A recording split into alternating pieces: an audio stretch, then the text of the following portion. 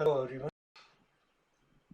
First of all, today is 4th of July, so happy Independence Day to my colleagues and to America. God bless America, and it is one of the greatest country um, who is founded on democratic value of freedom and liberty. Um, so it's liberty to pursue one's happiness. That's the famous line. So today, what can I add is that you already know that I'm from India, and I've been in US for last 15 years, so it's my second home or my second country. I learned a lot from here. Basically, I came here when I was 30, and now it's almost my mid 40s. So my almost whole adult life, I lived here, and uh, in India, I got my education. It was a great education, but America gave me that you know a intellectual development. So start looking things in different perspective, thinking about more in depth, and so I'm really thankful. And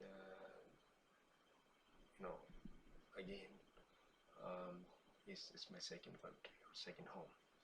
Um, so the things which is disturbing me is that you know, India and America, these are the two greatest democracy in the world, and they are not in any good terms, or not in, maybe not in the best terms. They are in good terms, and I am going to show to tell you that there's so much similarity.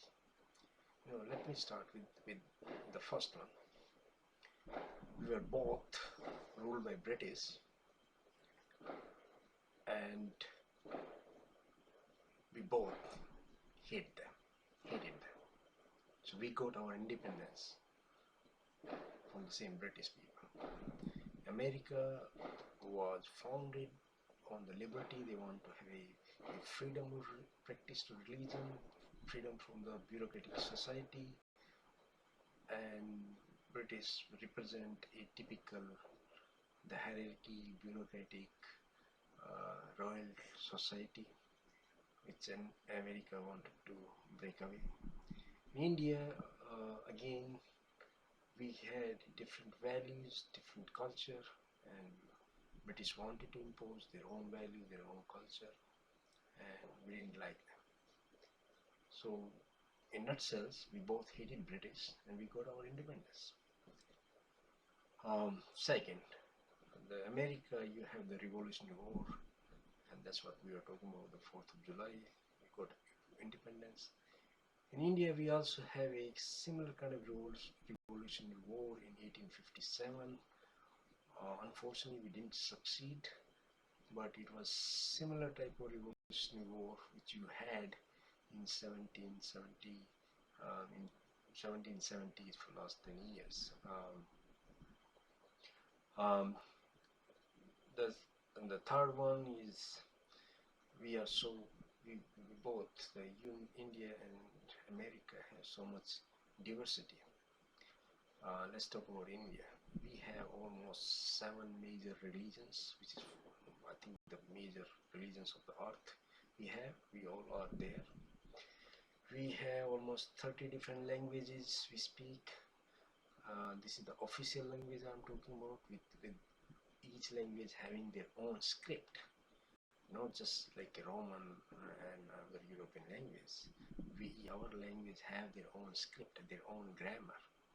So it's a completely rich, independent language. Then we have, even we talk about the race, we have almost all the race there. Chinese, what we call Eastern race. We have the Aryan race or whatever we call it, but I don't want to go in that. But if you see in India, Indian people, you will find they're represented.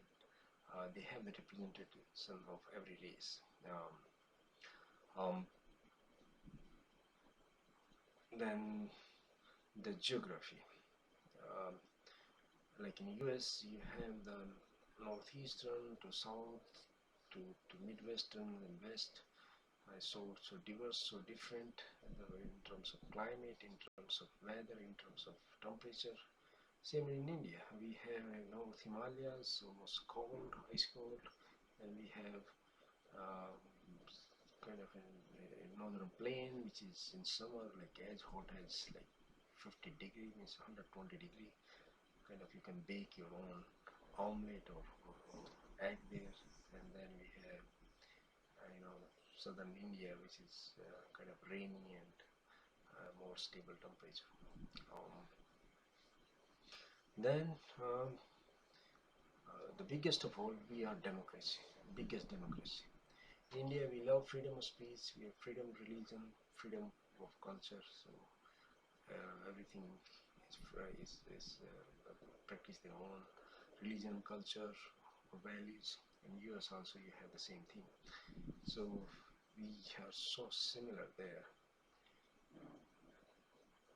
And the last, we both love our independence. You heard about Indian are the very argumentative people. They don't agree with someone with very easily, unless they have some business motive or something else. We argue a lot. Like America, you argue a lot. We don't accept the idea very easily. We want to argue, and then if you succeed, then of course we'll agree with it. So look, we are so similar. So I would like to request our leaders, the leaders of United States, leader of India, that why don't you sit together for a long time?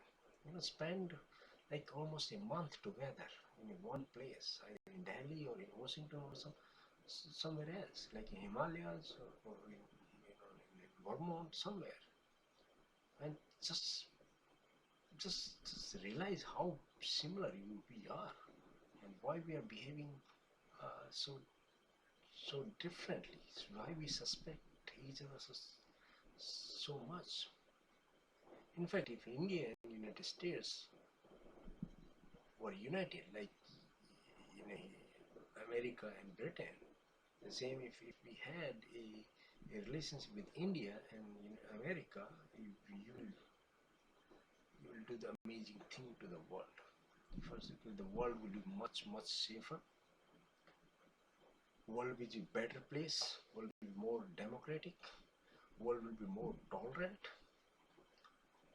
and there will be peace all over the world.